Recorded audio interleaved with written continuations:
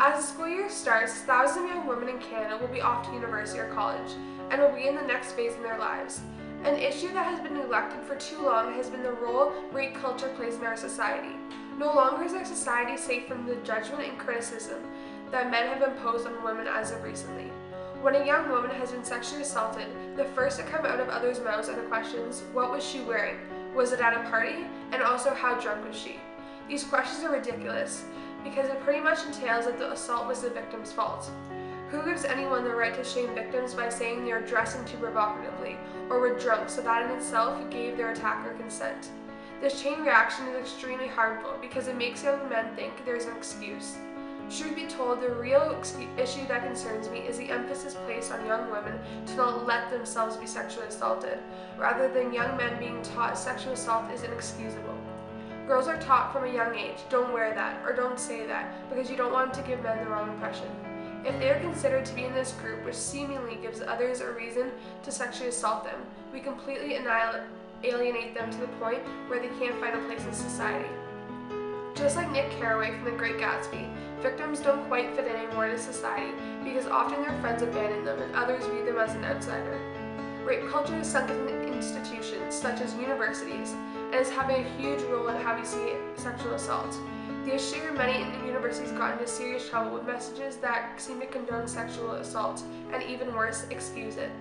A particularly bad case was at St. Mary's University in Halifax, where during Frosh Week, student leaders chanted about sexually assaulting underage girls and no consent, no problem. With future generations being influenced in this way, they see that sexual assault is normal and that it's simply a part of university. You always hear the stories of young women going to parties and getting so drunk that she can't even remember whether or not she was sexually assaulted. Just because a girl is drunk gives a guy no right to take advantage of her, since when does a girl have to live in fear for her safety from just being on campus and being a woman? Another important fact to consider is that universities are doing next to nothing to protect their students and to make their campuses safer. They often see sexual assault cases as their own personal fault and don't want to hurt their reputation by acknowledging there actually is a problem. They take advantage of the good news and broadcast, but rarely share the negative stuff. Like Napoleon's rise to power, they propagate the good and then turn around the bad. They're not blatantly being truthful as to the risks of being on campus and don't describe the full story. Do they just assume we know the risks?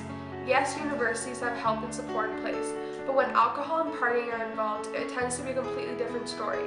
Girls simply aren't coming forward to avoid shame, embarrassment, harassment, and a whole bunch of other stuff society thinks it's okay to throw at them. They create labels just like many did to characters like Daisy Buchanan, but can't be bothered to get to know the full truth.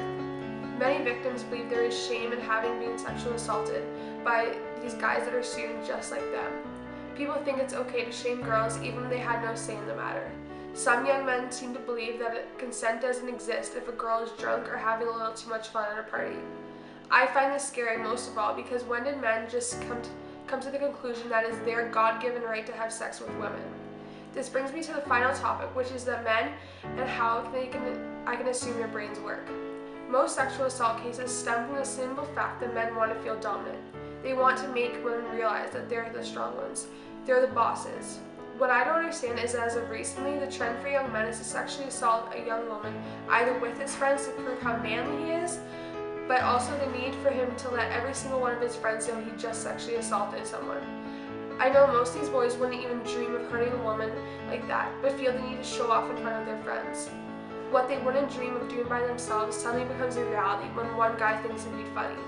I know this is a huge issue in our culture right now, and changing this will never be easy, but I believe with more speculation and attention, this issue can be helped. Teach our young men from an early age that women have the right to their own bodies, and to never even for a second think they don't have to respect that.